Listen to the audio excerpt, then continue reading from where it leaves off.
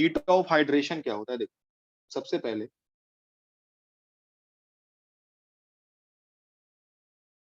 Next topic है,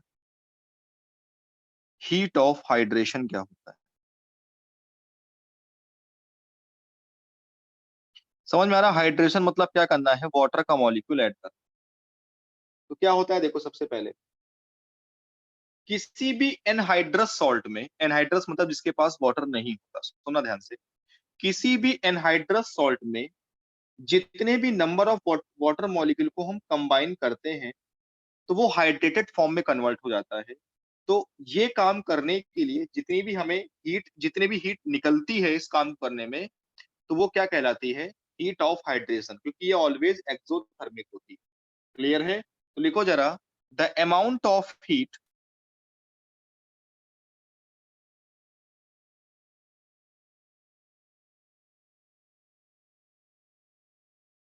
the amount of heat evolve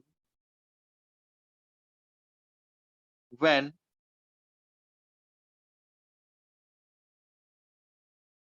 1 mole of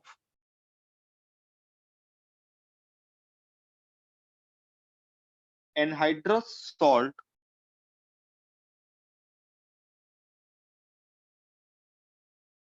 combines with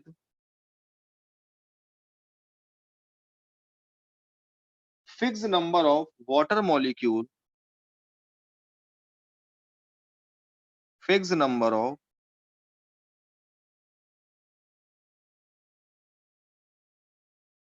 water molecule to convert in to convert into its specific specific hydrated crystal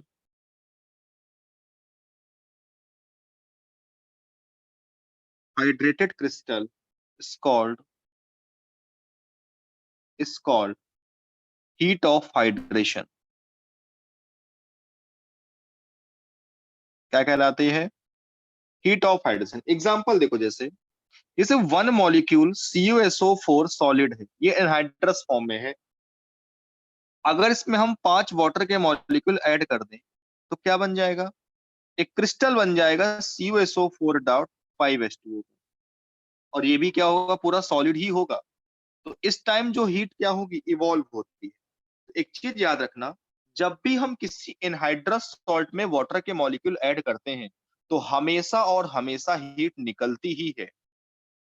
मैं फिर से बोल रहा हूं, जब किसी एनहाइड्रस सॉल्ट में वाटर के मॉलिक्यूल हम ऐड करते हैं तो ऑलवेज रिएक्शन एक्सोथर्मिक ही होती है। तो एक नोट लिख लेंगे, heat of hydration is always exothermic.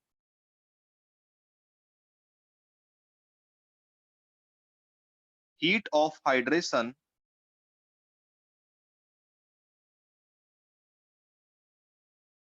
Is always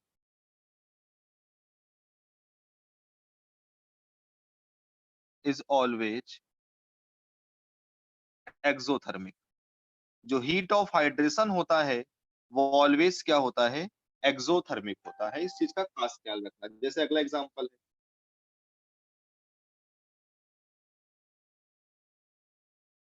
CaCl2 solid anhydrous है, 7 वाटर के मॉलिक्यूल ऐड कर दो, 6 मॉलिक्यूल सॉरी, क्या बन जाएगा? CaCl2.6H2O। ये कैसा है? क्रिस्टल फॉर्म है। तो यहाँ पर भी डेल्टा एच की वैल्यू क्या होगी?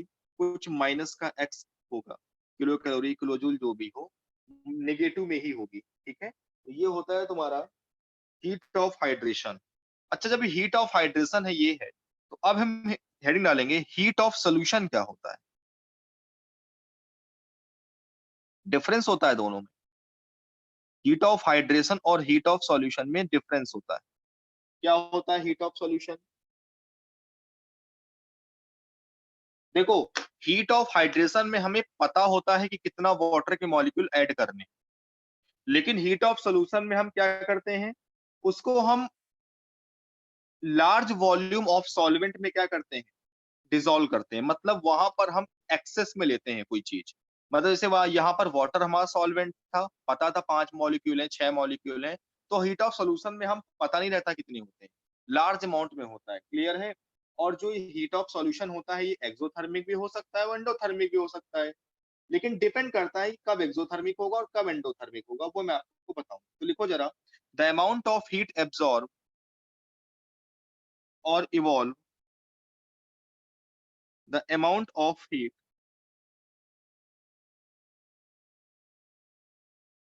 एब्सॉर्ब और इवॉल्व, अभी दिखाऊंगा नोट, कब पहचानने का तरीका ट्रिक समझा दूंगा, कब हीट इवॉल्व होगी, कब एग्जॉस्ट वो होगी, एब्सॉर्ब और evolve when 1 mole of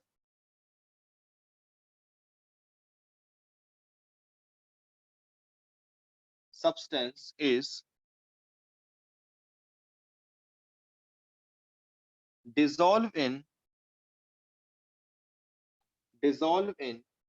such a large volume, such a large volume of solvent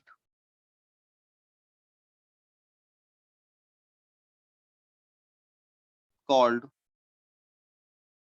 heat of solution।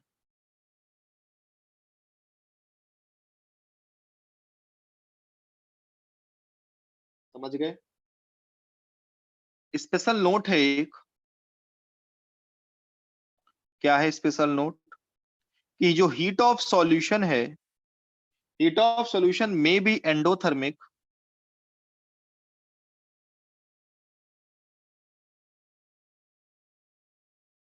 में बी एंडोथर्मिक और एक्सोथर्मिक।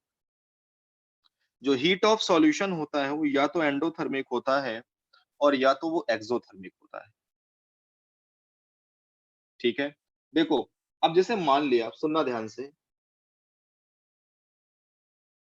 CuSO4 ये सॉलिड फॉर्म है, अब इसमें हमने कितना भी पानी मिला दिया तो क्या बन जाएगा? एक्वस लिख दिया, आप कितना भी पानी है मुझे नहीं पता कितना है, ये बन जाएगा CuSO4 एक्वस, ठीक है? ये हमारा क्या होगा? Heat of solution. तो अब ध्यान से सुनना, अगर हमारा कोई भी सॉल्ट एनहाइड्रस है पहले से और उसमें हम पानी ऐड करते हैं या कुछ भी ऐड करते हैं, तो हीट ऑफ सॉल्यूशन हो चाहे हीट ऑफ हाइड्रोजन हो, नेगेटिव में आएगा, मतलब एक्सोथर्मिक होगा। लेकिन हमारा अगर सॉल्ट पहले से ही उसमें पानी है और दोबारा से पानी में डालोगे तो फिर क्या होगा? एंडोथर्मिक होगा। जैसे एग्जांपल्स, CuSO4 सॉलिड प्लस हमने इसमें क्या किया, 7 मॉलिक्यूल वाटर के डाले, तो अभी क्या होगा ये? CuSO4.7H2O। अभी ये हीट ऑफ सोल्यूशन नहीं कहलाएगा, ये हीट ऑफ हाइड्रेशन कहलाएगा, और ये कैसा होगा? एक्सोथर्मिक। लेकिन अब हम क्या करें, CuSO4.7H2O में अब हम एक्वस पानी कितना भी डालें, लार्ज वॉल्यूम, इसलिए एक्वस लिख दिया, तो अब बन जाएगा CuSO4 एक्वस। अब ये हीट ऑफ हाइड्रेशन हो, हीट ऑफ सोल्यूशन होगा, और इसकी वैल्यू क्या होगी? पॉजिटिव होगी।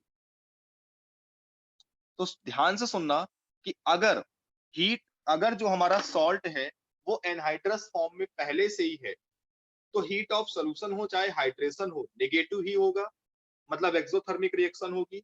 और अगर पहले से वाटर के मॉलिक्यूल ऐड है और दोबारा उसमें पानी ऐड कर रहे हो तो एंडोथर्मिक होगी, ठीक है? ये इसके ट्रिक है पहचानने की। एग्जांपल लिखेंगे, the heat of solution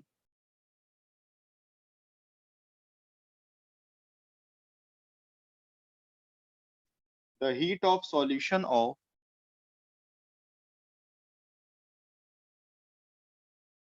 anhydrous CuSO4। देखो, जब कह रहा हीट ऑफ सॉल्यूशन, मतलब हमें फिर पानी की देखना नहीं कितना है, कितना भी ऐड मार दो। Anhydrous CuSO4 is -15.9 kilo calorie पर मोल। देखो, आपको heat of solution anhydrous CuSO4 बोल रहा, मतलब पहले से ही क्या है? एनहाइड्रस CuSO, -15.9 किलो जूल पर मोल। एक सेकेंड क्वेश्चन, हाँ, and that of CuSO4 is plus का 2.8 किलो कैलोरी। देखो ये प्लस का दिया है, क्यों? क्योंकि पहले से ही पानी है। अब तुम्हें इसमें एक्वस कुछ भी मिला दोगे तो पॉजिटिव रखना है पर मोल। इससे शानदार ट्रिक को नहीं बता सकता तुमको ऐसे। Then calculate the heat of hydration of CuSO4 solid. तो कह रहा है इसका हीट ऑफ हाइड्रेशन क्या होगा। ठीक है, कैलकुलेट करो जरा जल्दी से, निकालो आंसर क्या होगा। देखो, heat of solution of anhydrous CuSO4 मतलब CuSO4 plus aqueous, heat of solution है क्योंकि, क्या बन जाएगा CuSO4 एक्वस, कितना दिया है माइनस का 15.9 किलो कैलोरी। फिर कह रहा है इसका हीट ऑफ सॉल्यूशन मतलब CuSO4 dot 5H2O plus aqueous, कितना दिया है, ये क्या बन जाएगा CuSO4 एक्वस, ये कितना है 2.8 किलो कैलोरी। अब देखो हमको निकालना क्या है, heat of hydration of CuSO4 मतलब CuSO4 solid plus 5H2O change CuSO4 dot 5H2O, इसका बनाना है एंथैल्पी। तो भैया सिंपल सी बात है, हमको ये इधर चाहिए तो इसको रिवर्स कर दो तो ये माइनस में हो जाएगा। इसको क्या कर दो, रिवर्स कर दो, इस रिएक्शन को माइनस में हो जाएगा, दोनों को ऐड कर दो, कितना आएगा आंसर माइनस का 18.7 किलो कैलोरी। तुम बोलती क्यों, हेडिंग डालेंगे। लॉज ऑफ थर्मोकेमिस्ट्री, कुछ लॉ हैं एक दो, उनकी बात करेंगे फिर चैप्टर फिनिश होता है। Laws of thermochemistry,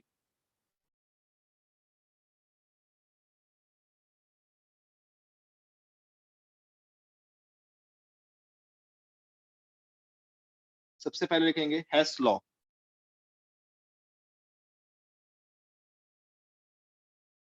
हेस law,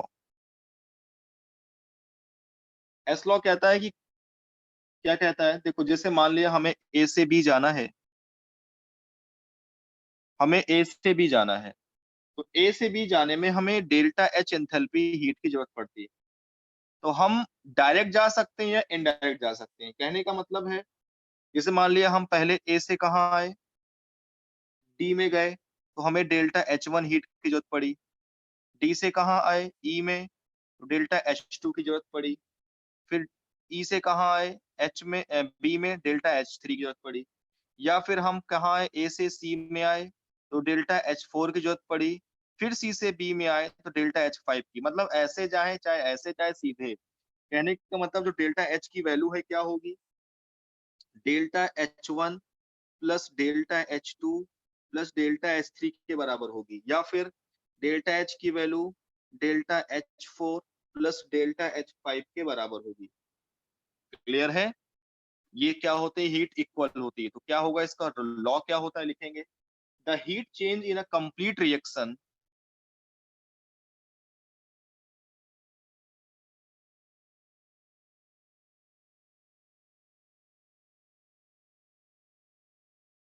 the heat change in a complete reaction always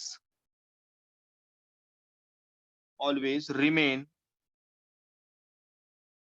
same, always remain same whether whether reaction completes in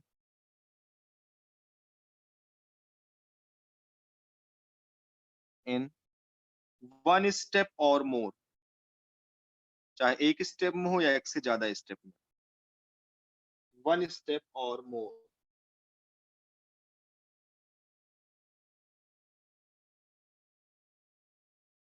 इस एग्जांपल है इस पे एक, देखो जरा क्या है एग्जांपल। एक हाइपोथेटिकल रिएक्शन है, x से 2y बनता है और ये कई स्टेप से बनता है। जैसे पहले हाफ x से बनता है z, तो यहाँ डेल्टा h कितना दिया है Q1 दिया है। फिर z से बनता है 2w, डेल्टा H2 कितना है, Q2 है। फिर बनता है W से हाफ Y, डेल्टा H कितना है, Q3। आपसे कह रहा कि ये डेल्टा H1 है, डेल्टा H की वैल्यू क्या होगी, मतलब इस रिएक्शन की एंथैल्पी पता करनी। तो ये रिएक्शन कैसे आएगी, एक काम करना पड़ेगा, हमें x से 2y पता करना है। तो सबसे पहले इसमें 2 से मल्टीप्लाई करो इस रिएक्शन में, इसमें 2 से करो मल्टीप्लाई, क्योंकि जब इसमें 2 से करोगे तो ये 2x हो जाए, ये x से z 2z हो जाएगा, फिर इसमें 2 से मल्टीप्लाई करना पड़ेगा। ठीक है, तो 2z से 4w, 2z कट गया, ये 4w, इसे 4 से मल्टीप्लाई करना पड़ेगा, तो ये 4w से 2i हो जाएगा, मतलब x सब कट पिट के x से 2i, मतलब इसमें किससे मल्टीप्लाई करेंगे, 2 से, इसमें 2 से, और इसमें 4 से, और सबको ऐड कर दो, मतलब 2q1 plus 2q2 plus 4q3, और तीनों को ऐड कर देंगे, क्या आ जाएगा, x से 2i आ जाएगा।